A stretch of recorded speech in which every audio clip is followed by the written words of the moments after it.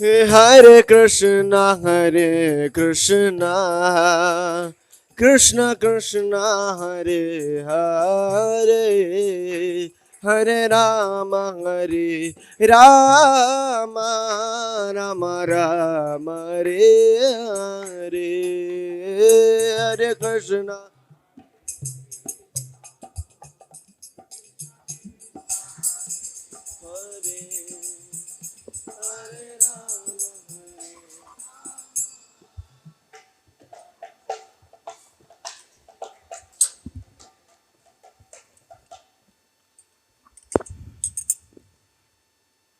Jaya Radha Madhava Kunja Bihari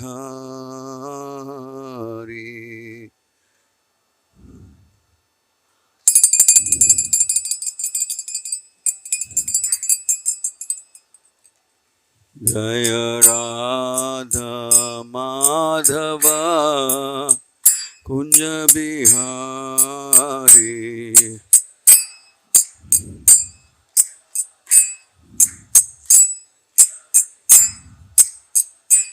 Jaya Gopi Jana Vallabha Girivaradhari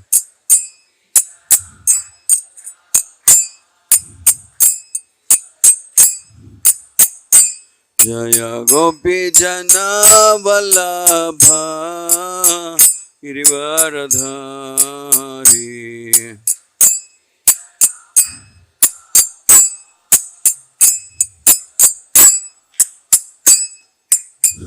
Yashodanandana Brajajana Ranjana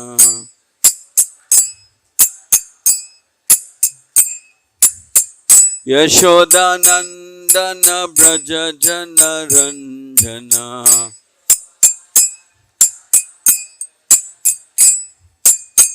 Yamuna Tira Vanachari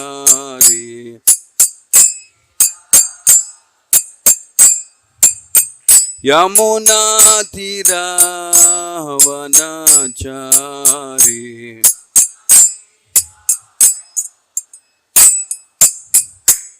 Jaya Radha Madhava Kunja Bihari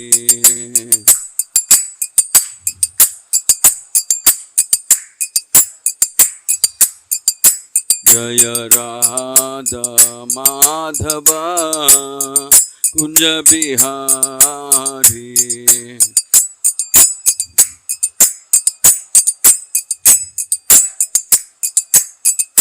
Jaya Gopi Jana Vallabha Girivaradhari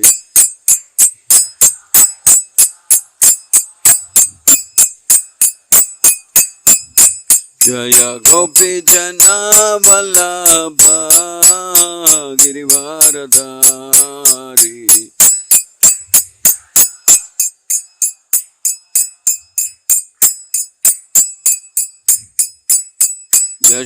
Yashodanandana Brajajana Ranjana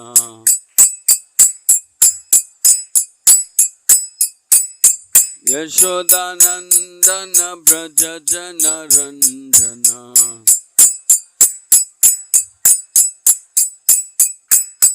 Yashodanandana Brajajana Ranjana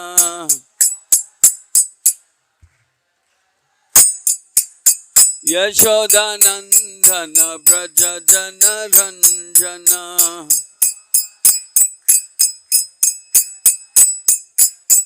Yamuna Tira Vanachari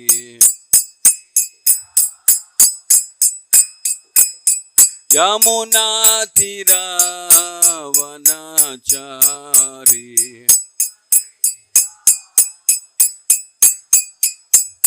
Jaya Radha Madhava Kunja Bihari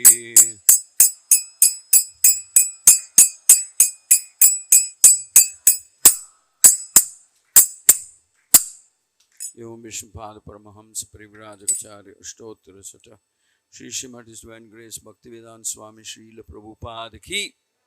Iskcon founder Acharya, BBT founder Acharya, Jagat Guru, Savior of the whole world, Patit Pavan Srila Prabhupada ki. ग्रंथराज Shrimad Bhagavatam की, हरिनाम संकीर्तन महायज्ञ की, श्री श्री राधा मदन मोहन की, श्री श्री जगन्नाथ बलदेव सुभद्रा माई की, श्री श्री गौर निताय की, ISKCON Hyderabad भक्त वृंद की, निताय गौर प्रेमानंदे। ओम नमो भगवते वासुदेवाय।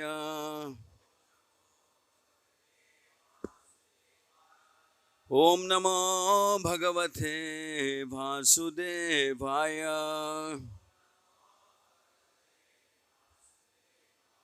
ओम नमो भगवते वासुदेवाय।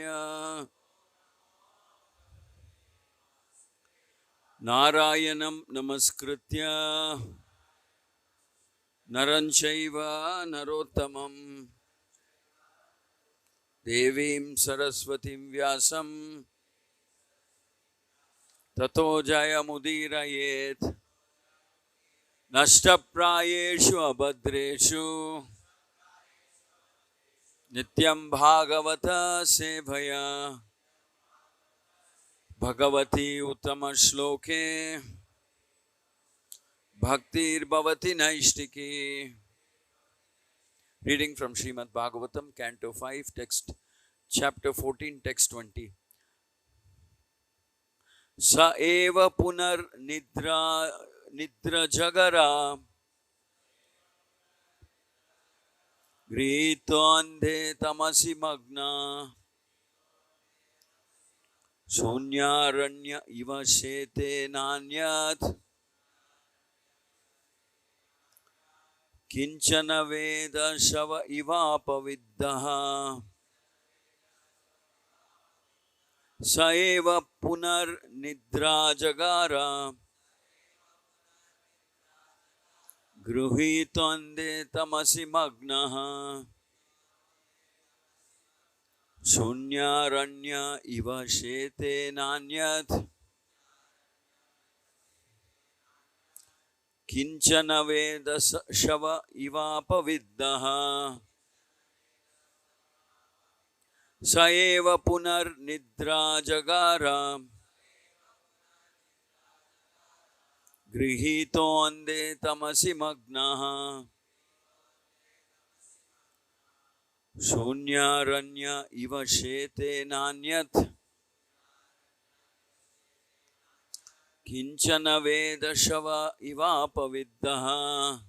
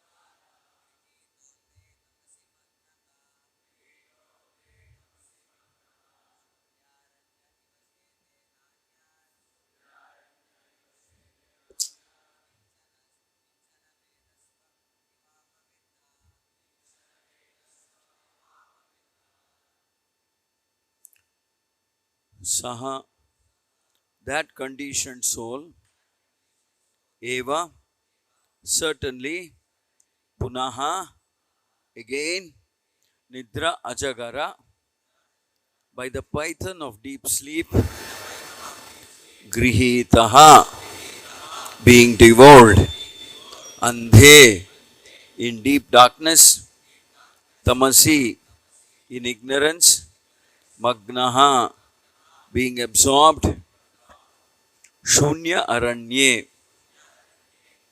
in the isolated forest, Iva, like Shete, he lies down, Na, not, Anyat, else, Kinchana, anything, Veda, knows, Shavaha, a dead body, Iva, like, Apaviddaha, thrown away. Shri Shri Radha Madan Mohan ki, Shri Shri Jagannath Baladev Subhadra Mai ki, Shri Shri Gaurnithai ki. Translation and purport by His Divine Grace A.C. Bhaktivedanta Swami Srila Prabhupada. Sukadeva Goswami continued speaking to Maharaj Parikshit, my dear king, sleep is exactly like a python. Those who wander in the forest of material life are always devoured by the python of sleep.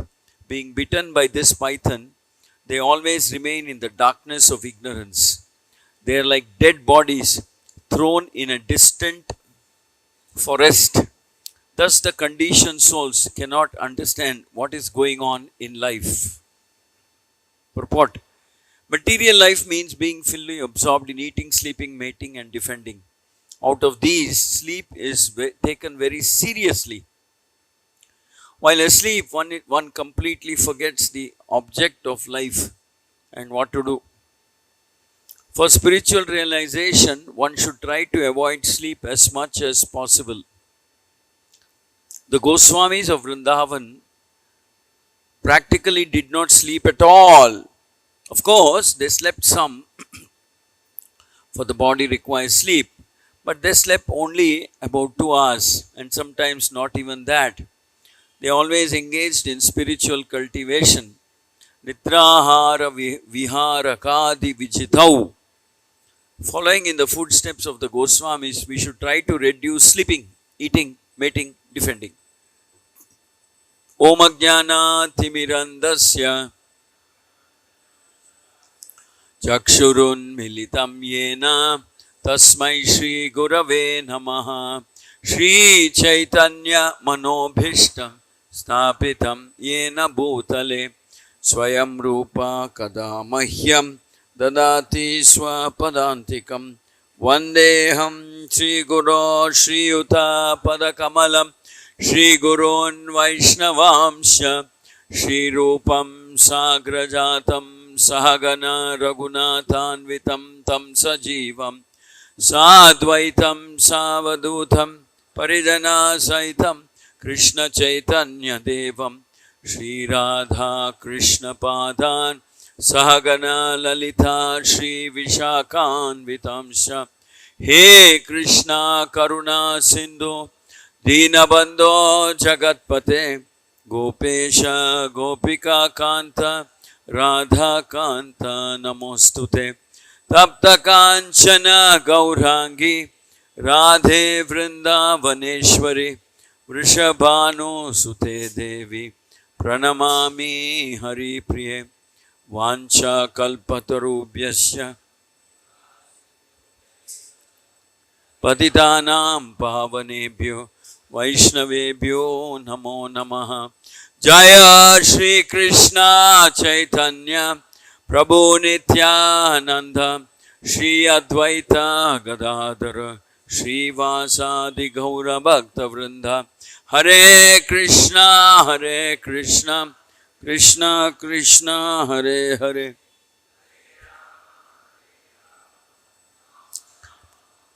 Please repeat after me. Sukadeva Goswami continued speaking to Maharaj Parikshit, my dear king, sleep is exactly like a python. Those who wander in the forest of material life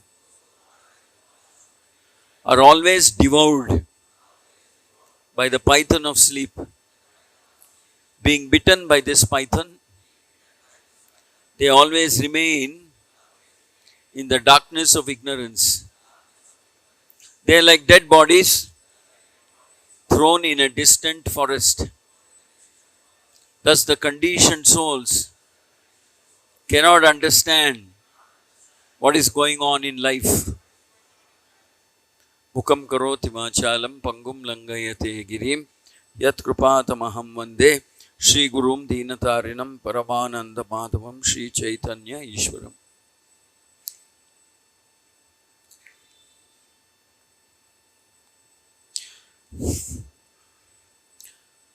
So here the discussion is about sleep. So Sukadeva Goswami is saying that one of the biggest so-called necessity of life is sleep. Eating, sleeping, mating, defending.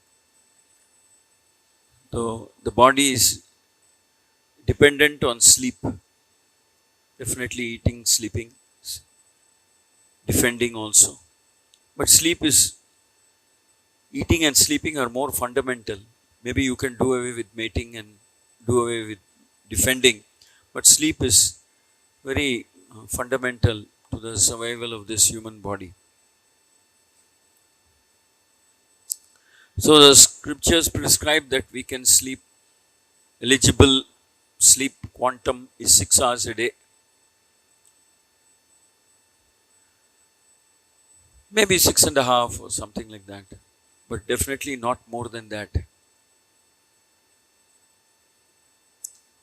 It's different when you're very sick or something, then body needs a little extra sleep. But normally speaking, 6 hours is about enough. And also it is prescribed that we should not sleep during the Brahma Muhurta time. Brahma Muhurta time is the early hours of the day. It ends 45 minutes before sunrise. So it is said that is the best time of the day to practice bhakti related sadhana. We do Mangalarti, we do chanting, we sing the first songs of the day. So that is the Brahma Muhurta time. It's said that one should not sleep during that time. And then definitely it is said that one should not sleep extensively during the daytime. Daytime sleeping is very tamasic. Prabhupada used to take very short naps. Nap means sleeping for a short duration. So Prabhupada used to take short naps. Nap itself is short duration. Prabhupada would take even shorter than that. And Prabhupada coined a new word called snap. Snap means really short duration sleep. Because, practically Prabhupada was awake most of the night. He would get up by 12 o'clock, maybe 12:30, around that time. And all the way up to Mangalarti time, he would be translating books. Because he liked that undisturbed time. Everything is peaceful. The whole world has gone to sleep. So Prabhupada liked doing that. He would translate the books methodically, systematically, spread his table with all different commentaries. Vishnu Chakravarti Thakur, Sridhar Swami, like that. And then he would translate the books into his dictaphone. So he would, and also he was 70 plus when he was doing all of that. So he was not really in the best of health, Prabhupada. So he would take real short naps during the day. And then he would get rejuvenated. But sleeping during the day is definitely considered a very tamasic activity. It increases tamaguna. You feel so groggy and dull and disoriented if you sleep extensively during the day. More than 30 minutes if you sleep. Prabhupada said that we should, just like eating, we should eat or sleep just as much as the body essentially needs. Essential need of the body. Whatever it's required, that much time you sleep. Prabhupada encouraged that the rest of the time you should spiritual cultivation. Prabhupada perfectly follows the parampara teachings. It is said that one time Chaitanya Mahaprabhu remarked to Shiva's Thakura, they used to spend all day in Kirtan, go into the streets of Navadvip to Kirtan, practically whole day in Kirtan and celebration and maybe some feasting and then Kirtan again. So one day it appears that Lord Chaitanya said that, hey Shivas, did you realize that we're wasting our time in the night? Shiva said, oh, are we? Then Lord Chaitanya said, yes, we're not doing Kirtan during the night. We're sleeping. That's a waste of time. Something like that Lord Chaitanya said. And it is said that from that point of time onwards, Lord Chaitanya started this all-night Sankirtan also in Shiva's house. So they would wake up all night and have Sankirtan. Daytime anyway Sankirtan, night also Sankirtan.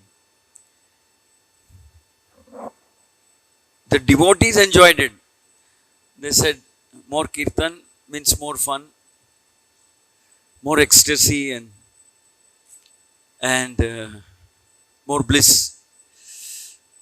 They were relishing it. Shiva's Thakur would spend the whole day preparing for the feast that he has to offer to the Vaishnavas in the night. It became very famous, Thakura's house, for all night Kirtans. So much so that the orthodox Hindu Brahmanas went and complained to Chandkazi. So far they were doing Kirtan in the daytime. Somehow we tolerated it. Now they are doing all night also. We ordinary Hindus are being harassed by this Mahaprabhu, Chaitanya. God knows what he will do next. So this all night Kirtan is going on. It's disturbing the peaceful, tranquil atmosphere. Something like that, they went and complained. On top of it, they're going up and down the streets with their mrudangas and kartals and banging and celebrating and chanting. And he's allowing everybody to chant the holy name. No discrimination, caste, creed, gender, anything. Everybody should chant. So they complained to Chandkaji saying the holy name is becoming apavitra. The holy name is being, what is the right word?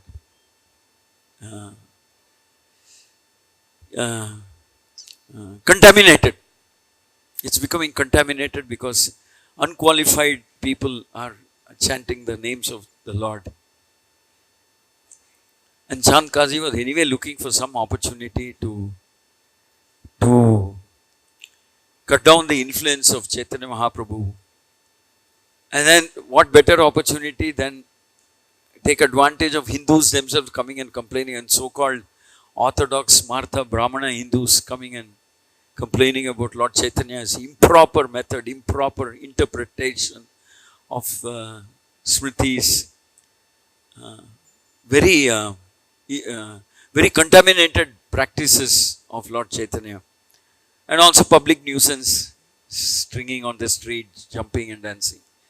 So Lord, he sends his sentries, he sends his soldiers, and they threaten these followers of Lord Chaitanya who are doing Kirtan, and threatens them, and they break some of the mridangas that Shiva's Thakura and the associates of Lord Chaitanya were using. And that's how that led to a huge confrontation between Lord Chaitanya and Chandkazi. And as for when they were doing Kirtan in the night, it is said that all these so-called caste Brahmana people, out of envy and jealousy, that how come they're enjoying so much? What is this going on behind closed doors? Lord Chaitanya said, shut the doors when we are doing Kirtan. I don't want any envious person's bad eye to fall on all this. Let them be out like that. Chaitanya Mahaprabhu kept these envious personalities out. So they would keep articles that were used for Durga Puja outside the house of Shivas. And so they would go around claiming that Shivas they're doing some secret tantric occult puja in their house in the night. That's why they're keeping us out. Otherwise, what is the problem? Why they cannot open the door? And why can't they do kirtan in our presence? See, envy has, they say love has no boundaries, same envy has no limits. So they became so envious that when they could not find anything to implicate Shiva's Thakura, they planted it. They deliberately brought items which are used in Durga Puja and kept it at his doorstep and say, here, see, he's doing secret occult puja, tantric occult puja. That's why he's keeping it out. Shiva's Thakura apparently responded saying, yes, I'm doing all kinds of occult puja. What are you going to do about it? That's also interesting. Devotees, they were respectful, but they honestly didn't care for all these bigoted opinion of the Chand Kazi or Smartha outlook, people with Smartha outlook. It just didn't care. Because they had Lord Chaitanya anyway next to them. And then we know that famous incident happens. Lord Chaitanya summons all his followers. And Prabhupada writes, Acharya's comment, that it is probably the first instance of civil disobedience movement in the history. Defying the orders of Chand Kazi. That was not an ordinary thing those days. Defying the orders of a Muslim ruler meant you're taking huge risks in your life. That Muslim ruler could confiscate your property, your house, your wealth, your everything, and banish you. And on top of it, maybe even punish you by converting you forcibly into Islam. So that meant taking a huge risk. But with Lord Chaitanya next to them, they were invincible. They had no fear. It's like the group of friends of Krishna. As long as they had Krishna with them, they were fearless. They walked into the mouth of Aghasura fearlessly. They said, "Dekha jayega. Let's see what happens." It looked like a demon, huge demon snake demon with its mouth open. But let's see what happens. What will happen? As long as we have Krishna with us. So they were fearless. They had no fear. As long as Krishna is there, they were. For everything for them was a game, some kind of a game, some kind of an entertainment. Aghasura, Dhenukasura. So many asuras came and went, came and got vanquished, but it only increased their pleasure. So, as long as Krishna was there and Krishna was protecting, they were absolutely without any fear. So, same way the associates of Lord Chaitanya were so fearless and so bold. So Lord Chaitanya organized the first ever civil disobedience movement. And it says he could, by just the word of mouth those days, just the word of mouth, there was no WhatsApp or whatever. More than 1 lakh of people turned up. And Lord Chaitanya organized them as multiple kirtan parties. And all of them converged onto the house of Chand Kazi.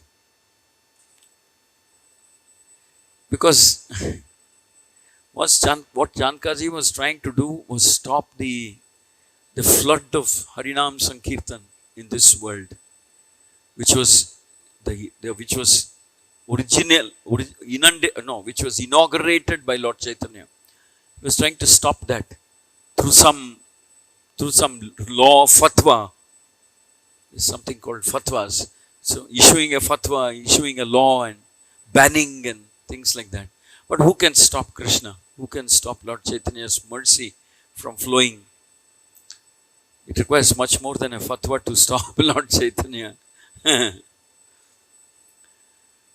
So Lord Chaitanya assembled 1 lakh of people and they all converged into Chand Kazi's house, and they had Lord Chaitanya went in, and Chand Kazi suddenly remembered that this Lord Chaitanya's father and he were friends at one point of time, and he invokes that friendship and says, "You're like my nephew. I'm like your uncle. How can you scare me like this?" So they had a very interesting, spirited conversation. based on the Quran and of course the Vedic scriptures. So Lord Chaitanya was able to conclusively establish that there's nothing wrong in chanting the names of the Lord loudly, triumphantly, happily, and also congregationally. Nothing wrong. And Lord Chaitanya also established that there need not be any restrictions of time, place, or anything for chanting the name of God. Any time of the day or night is auspicious. Any time of the day is good for chanting. How can there be any inauspicious time for chanting the name of Lord? It cannot be. Because the Lord's name is so auspicious, so complete, so perfect, so empowered, that simply wherever the Lord's name is vibrated, that whole atmosphere automatically becomes very sanctified, purified. There's no such thing as inauspiciousness actually gets driven away when the Lord's name is chanted by the devotees. Devotees, anywhere, anytime. Inauspiciousness is driven away. What to speak of this, the holy name getting contaminated. This name of the Lord can drive away contamination from the whole world. What to speak of those who are chanting? Even those who are not chanting or just hearing, even in their heart, there is purification. So Lord Chaitanya was able to establish that and thereby prove that there's no bar, caste, religion, gender, time, anything, no bar, no restriction on chanting the name of the Lord. So that's how Srivas Thakura's house, there was this all-night Sankirtan. And of course, Lord Chaitanya enacts one of the greatest Leelas. It's also known as the Mahaprakash Leela. One night in the house of Srivas Thakura, he enacts that very unique Leela, through which he shows his unlimited affection and love for his devotee associates, whether it is Srivas, Murari Gupta, anybody, everybody actually, practically speaking, everybody, including Kolavechar Sridhar. Lord Chaitanya showed how much love he has for each one of them. So, Mahaprakash Leela happens in the night, one night in Srivas Thakura's house. So, practically speaking, Srivas Thakura's house is in many ways the original sthana where this kind of a congregational chanting was demonstrated by Lord Chaitanya. And Lord Chaitanya blessed Srivas Thakura also very, very abundantly. Actually, one time when Srivas Thakura's young son passed away, Srivas Thakura said, don't tell Lord Chaitanya, who knows how he will react. Let the whole Sankirtan be over, everything be over, then we'll deal with our dead son. Because Srivas Thakura's understanding was that anything which disturbs the performance of Sankirtan is inauspicious. So it should not be told. Sankirtan should never be stopped. Sankirtan should, no impediment, no hurdle, no obstruction, nothing should come in the way of performance of Sankirtan. He said, just keep this to yourself. He warned all the ladies saying, don't cry. Not even a whisper should enter Lord Chaitanya's ears. Because if he hears, maybe he'll stop Sankirtan, and that would be very inauspicious. He should not stop. We will deal with this later on. That was the amount of faith Srivas Thakura had on the chanting of the holy names of. It's a different matter. There's a very sweet Leela. Lord Chaitanya somehow gets to know that there's something amiss that day. He keeps asking Srivas Thakura, what happened? What happened? I don't feel normal. I'm not getting that normal mood of ecstasy. What are you hiding from me? What are you doing? Then somehow somebody else will go and tell Lord Chaitanya his son has passed away, like that. So then that whole Leela of Lord Chaitanya reviving the son of Srivas Thakura, blessing him, saying, you come back. Why are you giving so much dukkha to your parents? Come. I grant you long life. Lord Chaitanya gets the soul back. So another example of such a performance It's the same Sukadeva Goswami and Parikshit Maharaj. They are discussing sleep. Sukadeva Goswami is saying that sleep is like the python. It can capture and forcefully capture. It can take something in its clutches, sleep, python. So they are discussing about sleep, but Prabhupada repeatedly mentions, and we all know that for 7 days and 7 nights without sleep, without a break for sleep. So the Sukadeva Goswami chanted, narrated the Bhagavatam, and Parikshit Maharaj heard. And along with them, maybe millions of saintly persons also heard the Bhagavatam being chanted, more or less for the first time. So they also conquered sleep. And then it said that they didn't even break for food or nature call or anything. There was no interruption, there was no break. Everything seemed to stop for those 7 days and 7 nights. Nothing came in the way of continuous discussion, question and answer, discussion between Sukadeva Goswami and Parikshit Maharaj for 7 days and 7 nights. So, sleep can be conquered. If anything can conquer sleep, it is intense bhakti can conquer sleep. Very intense bhakti of the highest order. We should not imitate. It's not for us to imitate. When someone's bhakti becomes so very intense, ecstatic, pure, uncontaminated, they can conquer everything, sleep or hunger or anything, they can conquer. Prabhupada mentions the Goswamis are maybe slept for 2 hours, sometimes not even that. Prabhupada talks about the Goswamis, but he himself, maybe he slept for 3 hours or 3.5 hours on an average during his lifetime. During the later stages of his lifetime, that's how much he slept. So he could also conquer the python of sleep because of his intense love for Krishna and to execute, and in very intense, serious determination to execute his Guru's order. His Guru's order said, preach in the English-speaking world. So Prabhupada thought, how can I preach if I don't have books in English language? So he spent all his time translating into English. And so intense was his application of his mind and heart that he could pull through with a sleep of 2 hours or maybe 2.5 hours, maybe 3 at the most, for the last 10, 11, 12 years of his life. We don't know so much about his life prior to that, but it must have been pretty much the same. Just sleep for 1 or 2 hours or 3 hours and translate books. And so Sukadeva Goswami is speaking and Parikshit Maharaj is hearing, and everybody has forgotten to sleep. See, the normal body cycle also gets frozen, I think. All normal bodily activities just get... Time stops, they say, when Krishna is speaking, when Bhagavatam is being narrated, when a pure devotee is speaking the pastimes of Krishna. Everything stops. Time, everything. It's like when it is said that when Krishna enacted the, what is it called? The Rasa dance with the gopis of Vrindavan. That night became like the longest night in creation. Krishna just expanded time. Became the longest night. Such a long night.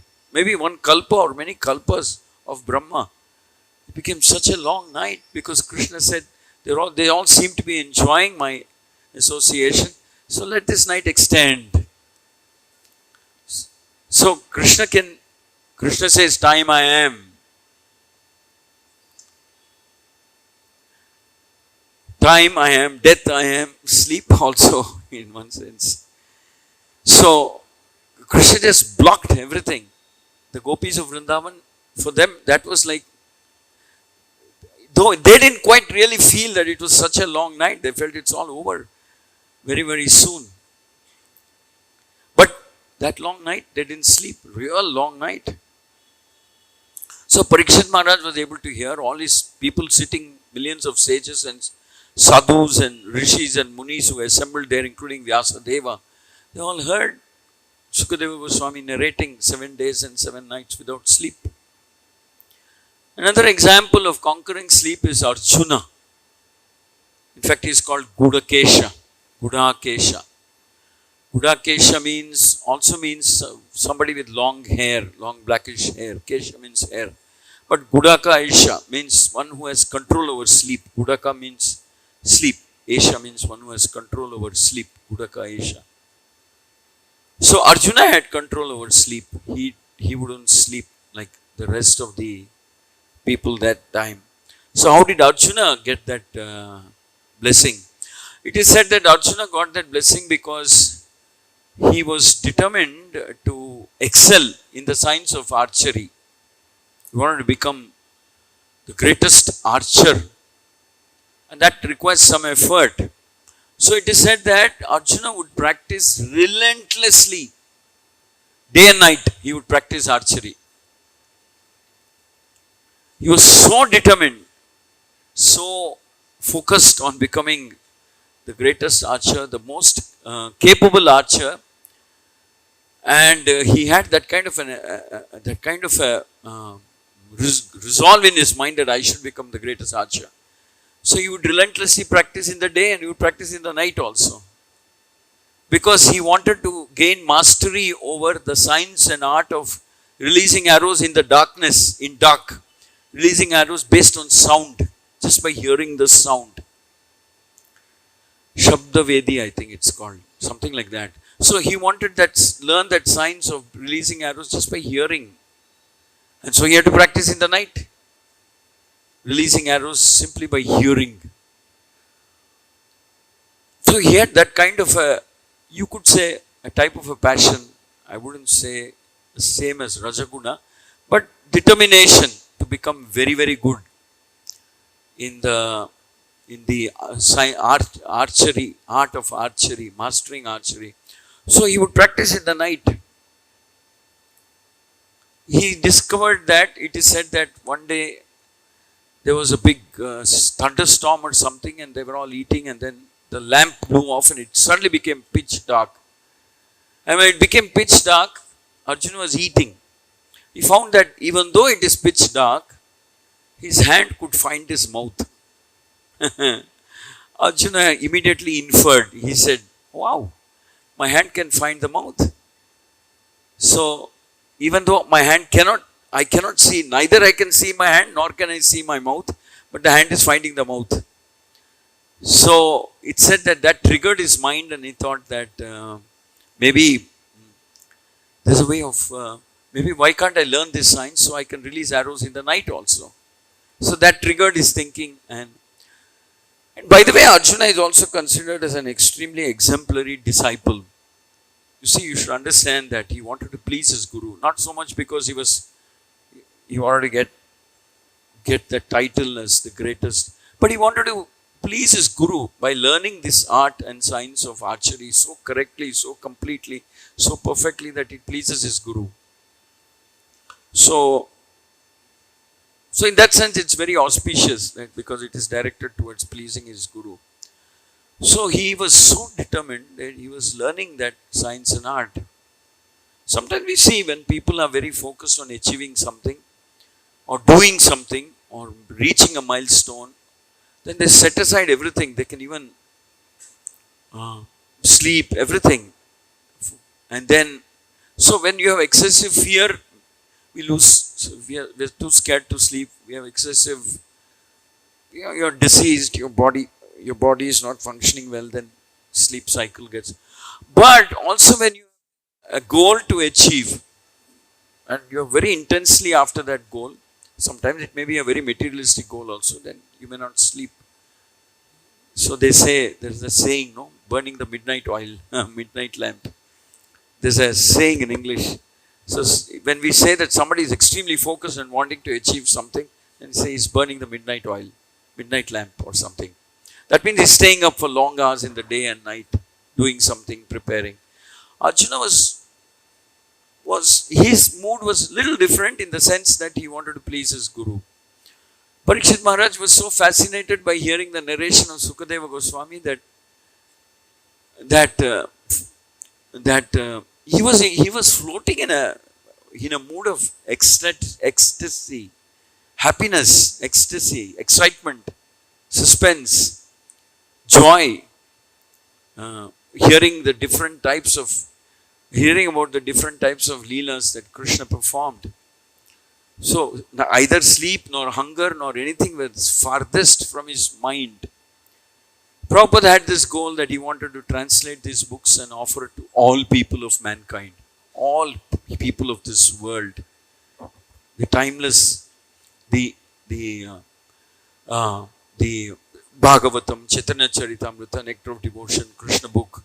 He wanted to offer it to all people. So they get that connection with Krishna again. The lost connection with Krishna. Society itself has lost connection with Krishna. So Prabhupada said these books will help them.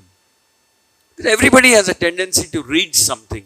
We're always reading or hearing something. It may be some novel, it may be newspaper, it may be we watch some news or something, but we're either hearing, this mind of ours is always assimilating from the outside world. So Prabhupada wanted these books to be published in such a manner and books to be published in such high quality and quantity, very high quality. Prabhupada was very insistent that these books should have the best of paintings, very properly edited, nicely laid out, so that people who pick up the books are also impressed by the quality of the book. And that way they get that connection with Krishna, because everything begins with hearing, Shravanam. Parikshit Maharaj heard.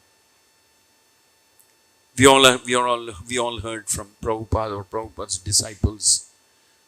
Everything begins by hearing from a proper source.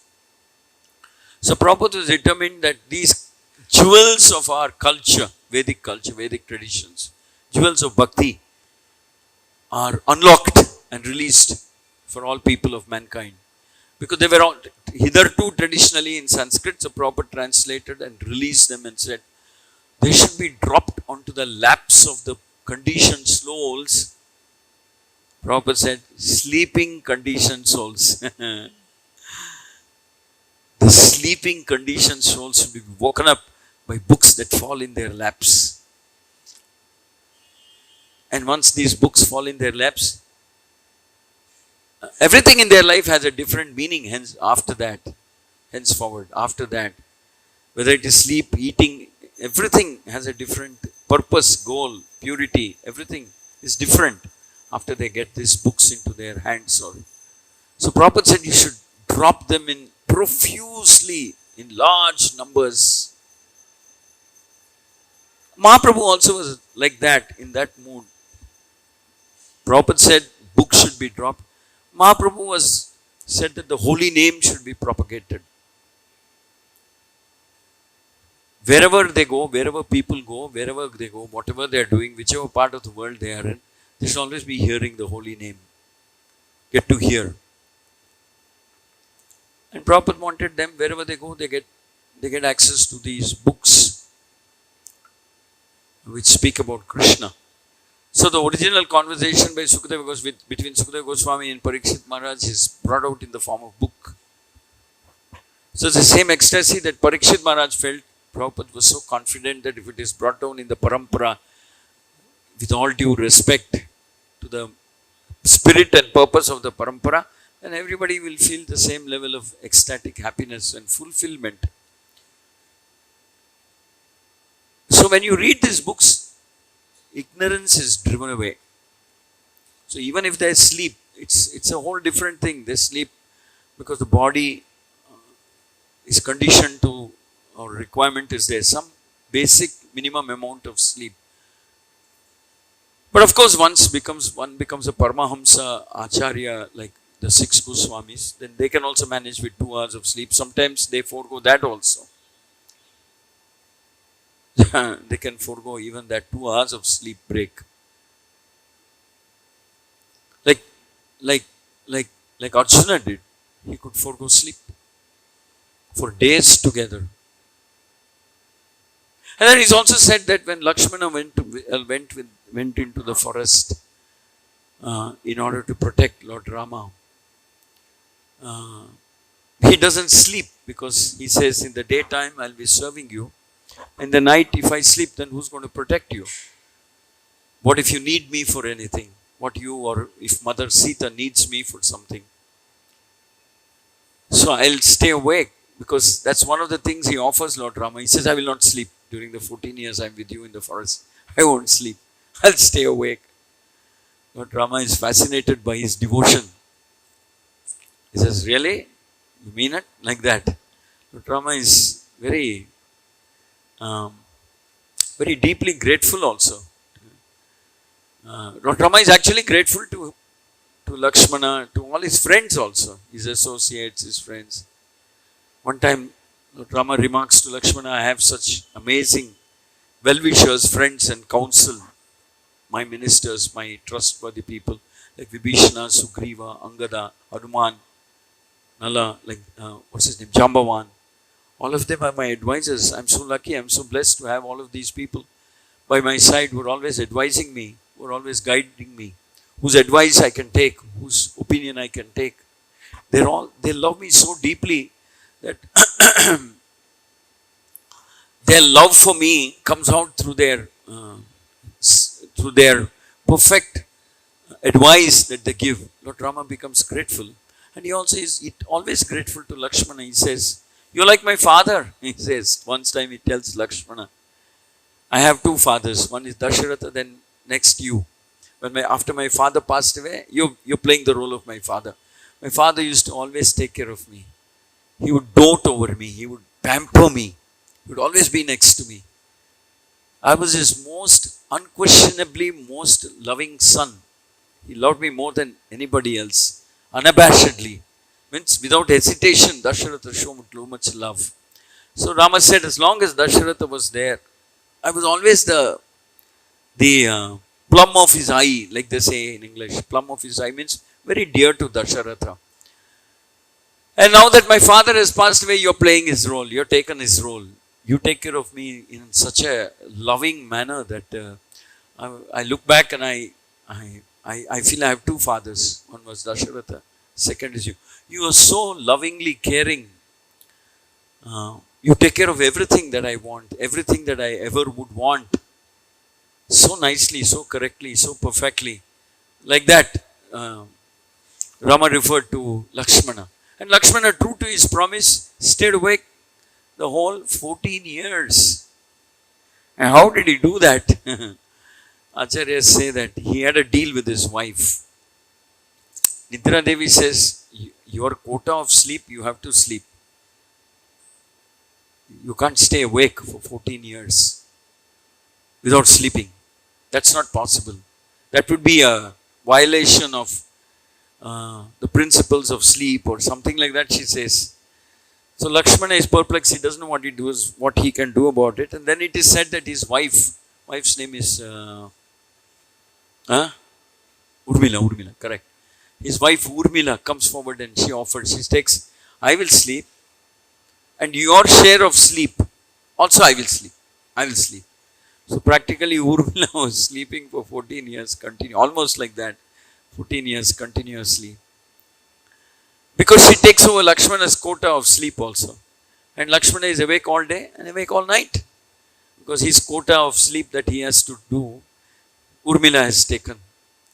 So that's also an amazing story of love and sacrifice. Lakshmana says, I go there and I'm also sleeping along. When Lord Rama and Mother Sita is sleeping, if I'm also sleeping, what's the use of going there? So there, Lakshmana's idea of seva was so 360 degrees, we say sometimes in common parlance. So complete. He says, I have to be there whenever Lord wants me. Who knows, middle of the night he may want something. I should be there. The moment he thinks of me, I should be there. So Lakshmana was awake. 14 years, day and night, guarding Mother Sita and Lord Rama. That's also another amazing story of sacrifice, austerity, devotion, sincerity, dedication. Which is why Lord Rama gives that ultimate certificate to Lakshmana. He says, you're like my father. Such a sweet reciprocation from Lord Rama. I'm so grateful to you. I wonder what would have happened to me if you had not come along with me. So, that is the mood in which, so when we love somebody, when we genuinely love and we love intensely, some deep change happens in us. We give up something without feeling the pain of it. Like the mother, Prabhupada says, the mother. Nobody can show as much affection for the child as the mother does. The mother just stays awake, that's all. If the baby is crying, she stays awake. All night she will stay awake, cajoling the baby, trying to put the baby to sleep, making the baby comfortable. And the mother never looks at feels that it's a burden. Because she has love for the kid, her kid. So, the Shastras say, like Arjuna wanted to please his Guru, Prabhupada wanted to please his Guru and the Guru Parampara. The entire Parampara itself, Prabhupada wanted to please them and offer his English books as a seva, as a humble offering to glorify the Parampara. So, Prabhupada had that mood. Disciples of Prabhupada said, there are many people that I have seen who sleep 3-4 hours or maybe around that time. And they are busy serving. So this dedication and sincerity is very, very rare. But it's, when you see somebody show that level of sincerity like Lakshmana showed, like Hanuman showed to Lord Rama. Like you see Parikshit Maharaj showed towards Sukadeva Goswami. By hearing so attentively, so focused, so attentive, he dare not disturb Sukadeva Goswami's flow of nectar, the nectarian flow of this Bhagavatam. That Amrita, the flow of Amrita, he dare not disturb or interrupt by asking anything. And so he showed his respect to Sukadeva Goswami, respect to the subject that Sukadeva Goswami was speaking about. He showed his sincerity by not interrupting for any reason, neither sleep nor hunger nor this nor that. Sukadeva Goswami also becomes very joyful. He says, you're asking such nice questions and I'm so pleased. You're actually increasing my ecstasy by asking these very probing, intelligent questions. Like for example, this chapter Sukadeva Goswami is narrating because Parikshit Maharaj asked that question. Can you elaborate? What do you mean by saying forest of material existence? How is material existence a forest? What is this metaphor? What is this simile? How do we understand when you say that this is the forest of material existence? Why did you compare it to a forest or a material existence and forest? Why did we equate it? How do we understand that?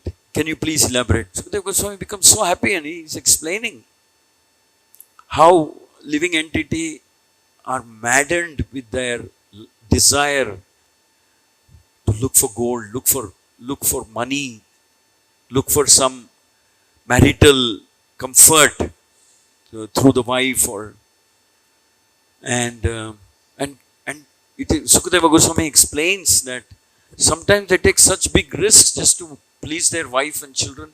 They put their life in risk and they come close to death. Or some people, sometimes they die in order to earn that little extra money, that gold or something, just to please his wife.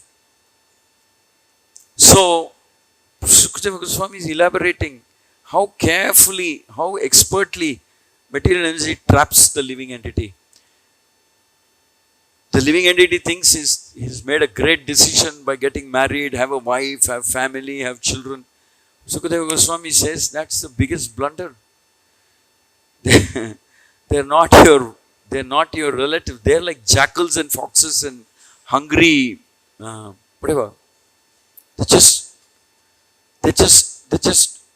in the name of being your relative, they're just exploiting you. They're squeezing you, exploiting you. and they give you a little pleasure. They're making a fool out of you. So Sukadeva Goswami is elaborating and Parikshit Maharaj is hearing. And so that goes on 7 days and 7 nights. It is said that a disciple means he should always be willing. Sometimes Prabhupada would wake up his disciples middle of the night. Some news comes from some other part of the world that something happened here, something happened there. He would wake up his disciples, the GBC people who would be there, call them, and then middle of the night he would sit and discuss with them and tell them, chastise them. I've given buckets of blood to build this society and you're mismanaging it. I thought I can just retire peacefully and write books, but you're not letting me do that. You're making a mess of things everywhere in the world. So Prabhupada would sometimes chastise them like that. And sometimes Prabhupada would call them just to share some realization, something that he went through or he felt. So, no, the problem with sleep is that sleep is equated with ignorance. Or shall we say, a particular period of time when you're not able to do any active devotional service. We are not able to do that. Hence, it's mode of ignorance beyond the prescribed amount of sleep. For Paramahamsas, they somehow manage to manage their life with 2-3 hours. Others, normal human beings like all of us, 6 hours, maybe 6.5 hours. So even that duration is a time when we're not doing any active devotional service. So it's a tamasic time. We don't do. The mind switches off completely. Body, definitely, but even the mind switches off completely. So, which is why the acharyas say that the time is gone. Once gone, it's gone forever.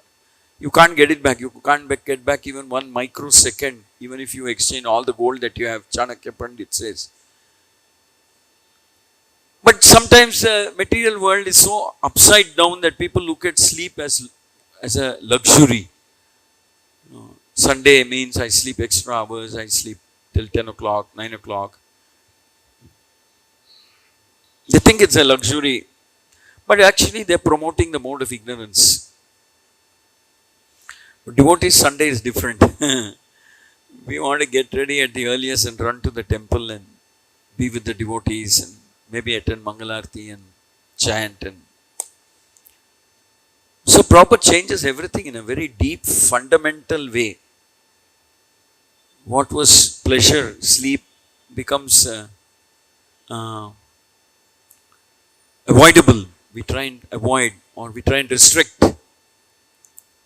Because waking hours are hours of when you're awake, your mind, your body, your consciousness, everything is awake.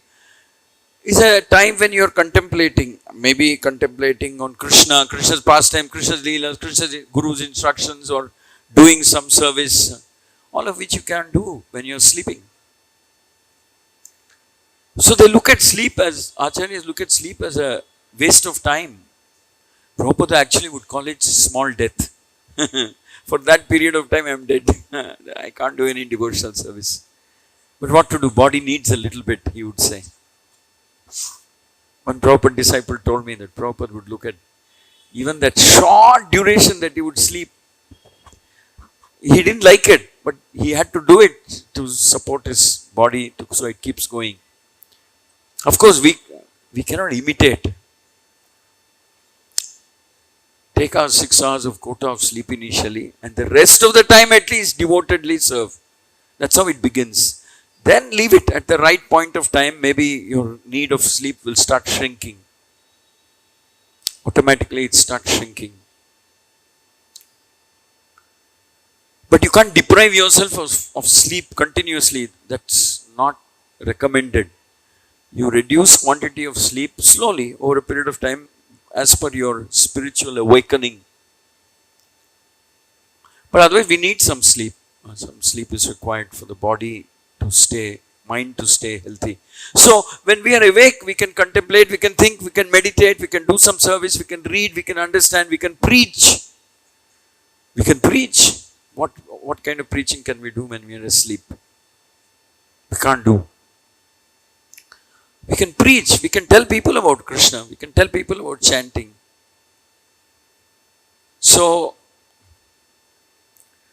the python of sleep is one of the things that Sukadeva Goswami is speaking about in the forest of material existence. There are your senses, there are the family, there is the wife, there is this, all of which are dangers, and then he also is saying sleep is a unrestricted sleep is also a risk and danger.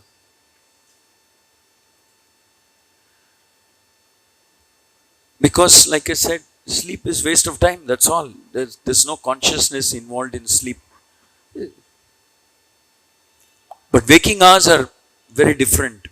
Like I said, we hear, we can meditate, we can talk, we can speak, we can preach, we can see, we can attend. So many practical ways by which you can make spiritual progress are possible only during the waking hours. Then there's, of course, so many in our Vedic scriptures, there are so many leelas connected with sleep, like Muchukunda. He went into a cave and he started sleeping. Because he had fought on behalf of the Devatas for maybe, I don't know, hundreds of years or hundreds of months or something. He fought on behalf of the Devatas against the Asuras. Tirelessly, without sleep, denying on behalf of the Devatas. And so finally, when the Devatas recognize that this person, though he is a human being, has done this extraordinary thing of fighting like nobody else for such long duration of time without even sleeping. So they ask him, enough, now you can go back. Go back to your world from which you came. Then when they say you can go back, then they ask him, so he says, okay, can I go back? I'll go back. And then he says, then they'll say, no, but there's a difference now. None of the people who were your family members at that point of time when you came to fight on behalf of the Devatas are there. Several generations have come and gone. Nobody called yours in this material world because you came to the heavenly planets. Now you're going back. Everything is changed. The whole world is changed. Nobody remembers you also. Your so-called relatives, friends, children, gone. Everybody is gone. Nothing is there. So suddenly Muchukunda will realize that, what is this? It's like that English story sometimes we hear when we were kids. Rip Van Winkle, he sleeps and gets up after 20 years and then he sees a completely different world. So Muchukunda says, all right, then forget about going back to my hometown or home village or home kingdom. Right now I'm so exhausted. I just want to sleep. Muchukunda tells the Devatas, Kartikeya, the general of the Devatas, he will tell, I just want to sleep. Every muscle, every cell of my body is hurting so much by this non-stop fighting on your behalf. So Muchukunda gets that blessing. Kartikeya says, all right, you can sleep. And he says, if someone disturbs me, wakes me up from my sleep prematurely, that is, before I am satisfied, completely satisfied, if someone were to wake me up, I should be able to burn him down. Like that. Muchukunda asks for a strange boon. So that's how he goes into a mountain and then enters a cave and sleeps there. And the story is that Krishna very, very, very, very cleverly leads Kala Yavana to that place. And Muchukunda is sleeping in that cave and Krishna puts his chadar on top of Muchukunda. So Kala Yavana thinks it's actually Krishna who's sleeping. And then he kicks Muchukunda, thinking he's Krishna, and says, you coward, you ran away from the battlefield, you're so scared of me, now you got caught, now you're pretending to be asleep, like that he kicks him. But actually he doesn't know it's Muchukunda who's sleeping. Muchukunda doesn't like being disturbed prematurely. He will wake up, remove his chadar, and search for that person who disturbed his sleep. Then, true to the promise that the Devatas gave him, Kala Yavana just gets burnt by one glance of Muchukunda. just gets burned. So then, of course, after Kala Yavana gets burnt, Krishna appears in front of Muchukunda. There's that very, very, very sweet conversation between Muchukunda and Krishna. Muchukunda tells, first thing he tells Krishna is, who are you? You look so handsome. You look so beautiful. You look so refreshingly beautiful. You're in one way, your very presence is soothing all my senses. My eyes, my this, my mind, my consciousness. Are you Narayana? Are you the Supreme Lord? Who are you? Like that he asks. Then Muchukunda then corrects himself and he says something very, very sweet. He says, okay, maybe I'm doing a mistake. I shouldn't be asking who you are first. Let me introduce myself. Muchukunda says that. So then Muchukunda introduces himself. He says, I am so and so, and my name is Muchukunda. I went up to the heavenly planets to fight on behalf of the Devatas. I just came here and I slept. And so this is my introduction. I'm sorry I asked you about yourself before introducing myself. And then Muchukunda says, if you think I'm qualified to know about you, kindly reveal who you are. See, Vedic culture is so complete in all aspects. It teaches you culture, etiquette, Vaishnava, Sadachar, everything it teaches you. We just have to read attentively. We change the whole world, the whole society can be can be changed. Then Krishna blesses Muchukunda and says, I am so and so, I am Narayana. Like that, he explains who he is. And Muchukunda becomes so happy. He says, what did I do to deserve this audience, this darshan, this blessing? And Krishna reminds him, in one of your previous lives you had prayed that you want to have my darshan. So I remember, so I'm coming here. Like that. So that's like that in the Vedic scripture. There are many incidents of sleeping and people being woken up at the wrong time and like that. But the crux of the matter for us is we have to just look at the example of Sukadeva Goswami and Parikshit Maharaj and how Parikshit Maharaj conquered sleep just to hear. Just to hear. So we pray to the Lord saying, let me not come under the influence of mode of ignorance, too much under the mode of ignorance. Let me always be full of consciousness that I am a servant of my Guru, Krishna. Let me always be engaged in serving. And let all my bodily needs shrink, reduce, so I have more time to serve you, to be at your service. Like Lakshmana prayed that he wants to be in the service of Lord uninterruptedly. Rupa Goswami says, uninterruptedly we should serve Krishna. So Lakshmana actually demonstrates that. So we pray that when will the day come when I will be also able to serve you uninterruptedly and fully, consciously. Let me be conscious all the time that I am a servant of my Guru, Krishna. Let me always be engaged in service. Let me always be available at your beck and call whenever you want me, whenever you want me, in whatever way you want me. Let me always be available. Just as much as I should conquer sleep, I should also conquer mode of ignorance. Because I said sleep and ignorance kind of together. But sometimes we are awake and we are still in the mode of ignorance. That is a tragedy. We are wide awake, but our mind is tamasic, which means we are completely absorbed in materialistic ideas. My mind, my this, my body, my family. Not about Krishna, but absorbed completely in serving my family, my children, my grandchildren, my business.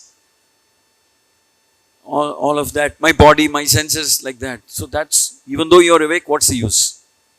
Like Narada Muni says, Dvipada Pashu, two-legged animal, like that. When we are in the mode of, even though we are awake, if we are in the mode of ignorance, what is the use?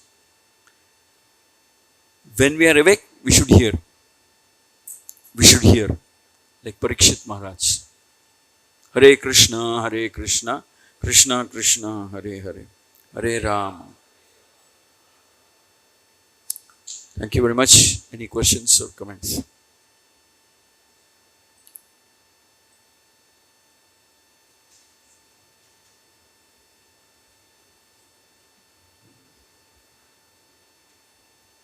Okay, anybody can say one or two points we learned today from this verse.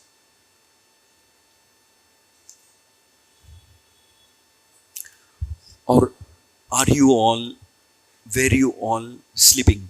Hare Krishna, Prabhuji. So, thank you for the wonderful class, Prabhuji. Pardon me? Thank you for the wonderful class, Prabhuji. You have mentioned many pastimes related to sleep. I especially think that this class for me only. So, I thank you for that.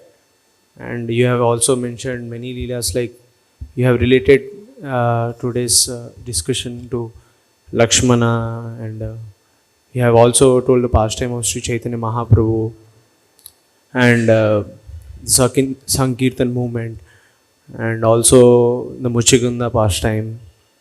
So thank you for that, Prabhuji. And my question is that personally, when we chant, uh, coming into devotion, many years also we are suffering with sleep at the time of chanting. So little bit, if you would speak on how to get out of this. Okay. I like your honesty. You're asking about why is it we feel extra sleepy during the chanting time? Why do we just doze off without our knowledge also during the time we are chanting? I, holy name brings relief, brings a lot of relief. It makes the mind peaceful, quietens the mind, removes anxiety, removes fear, anxiety, brings you into, slowly brings you into the sattva guna. So influence of these gunas are also there. In the early morning hours, you've just finished Mangalati, you're sitting at a place, you're trying to chant, sit down and chant.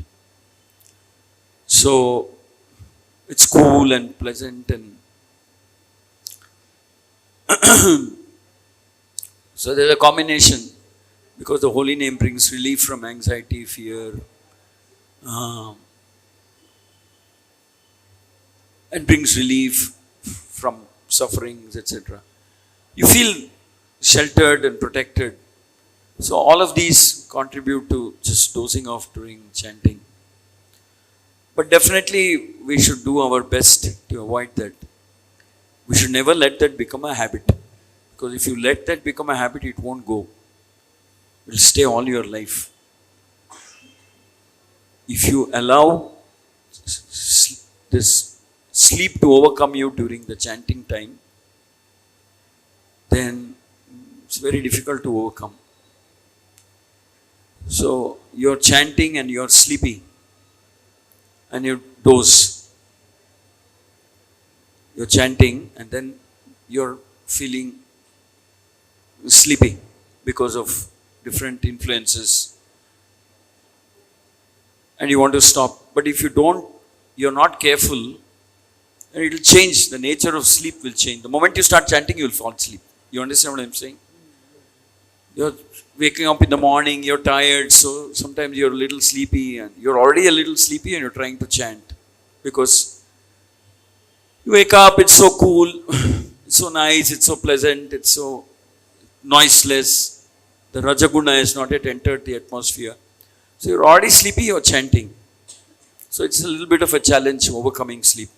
But it will reverse if you're not careful. When it reverses, the moment you start chanting, whether it is morning, afternoon, noon or night, you'll fall asleep. If you are not careful, you'll fall asleep. The moment you touch your beads within the first 10 times you chant Hare Krishna mantra, you're already beginning to fall asleep. Because you didn't remedy it. Initially, you're feeling sleepy. It's a sleepy time of the day. You're chanting, so there is influence of sleep. Later on, when you start chanting, you'll fall asleep.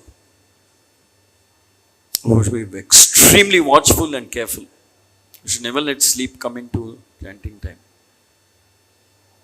I have seen people who are careful, who don't want to sleep. During the chanting time, they don't sit initially, first few months or years, until they are confident they've overcome sleep. They walk. So I've seen some people do that, and it helps.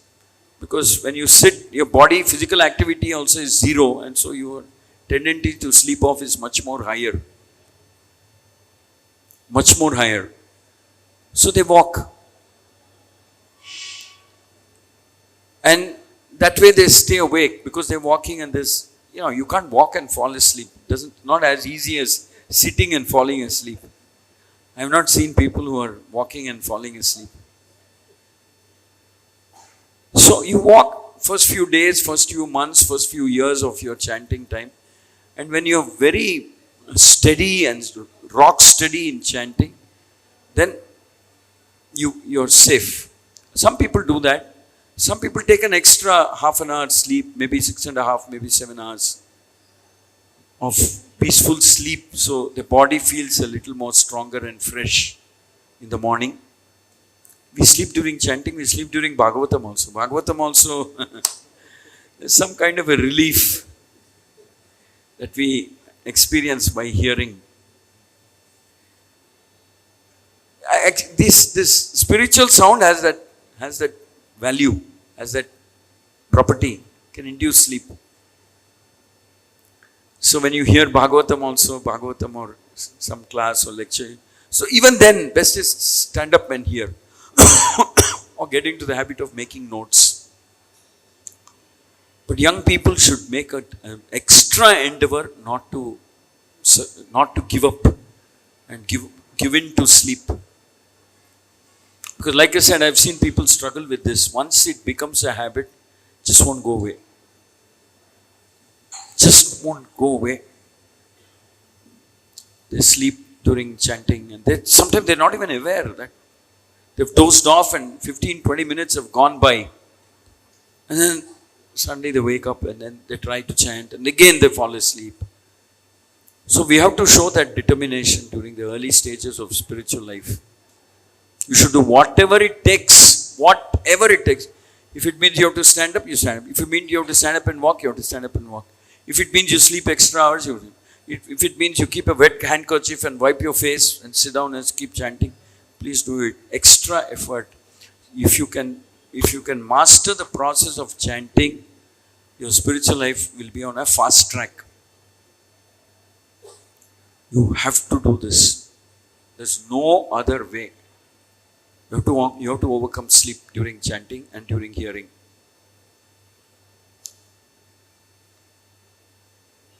And that depends on, each one has his own particular type of remedy. I'm just saying, I've seen people do this. When I was growing up in the Hare Krishna temple in Bangalore, Rajaji Nagar, so there the president was very strong man, very, very strong man. So he would have a teddy bear. I'm telling you exactly what used to happen there. No exaggeration. I lived there for 10 years and hence I'm telling you. He'd have a soft teddy bear, this size teddy bear. If somebody is dozing, he will flick the teddy bear onto their face. Dong, one teddy bear will come and hit you. And he became so expert. Initially he would throw with his right hand. Stop his chanting, take a throw. He became so expert. With the flick of his left hand, he could do it. Exactly, it land on somebody's face. Somebody who's struggling or dozing off. He will throw that teddy bear. It will come landing on your face. It will be so embarrassing in front of everybody. You got special mercy from the president today. Teddy bear mercy. And for some time, he had the teddy bear and he also had an alternative weapon, more powerful than the teddy bear. Honestly, I lived there for 10 years and please believe me when I say that. He had a water gun. You take the water gun and that's it. Nice imported water gun or something. Really, it had a long range. Just one flick like this and the whole spray of water will come hit your face. Like that. But I'm very grateful to that kind of a training because I to this day, though I am chanting now, I don't know, maybe 35, 40 years, something, I get terrified. I never sit down and chant because I'm scared. all those images keep coming back to my mind. There's no teddy bear, no water gun nowadays. Nobody will. But still, I remember that, and I don't take a chance. That's why I said I've seen some people do different things. And in some temples, I've seen they have a bell, small bell. I've seen this in some temples. Morning time, people are sleeping. Temple commander will go and ring the bell loudly. Ding, ding, ding, ding, ding, ding, ding. So everybody wakes up. And some places, it's so bad that the poor fellow, the temple commander, has to spend all his time ringing the bell. He'll have no time for chanting also. Poor guy. He's sacrificing his chanting to keep others awake during chanting. But stay awake. That is a mantra for long-term spiritual success. Don't relax during chanting and Bhagavatam class. Okay? Any other question? Any other comment? I just want to be satisfied that some of you heard the class and you were not sleeping. Some yogis, I believe some yogis can sleep with their eyes open. So maybe some of you are like that or something. Grantaraj Srimad Bhagavatam ki, Jagat Guru Patit Pavan Srila Prabhupada ki, Jai. Shri Shri Radha Madan Mohan Jagannath Baladev Subhadra Mai Shri Shri Gaur Nitai.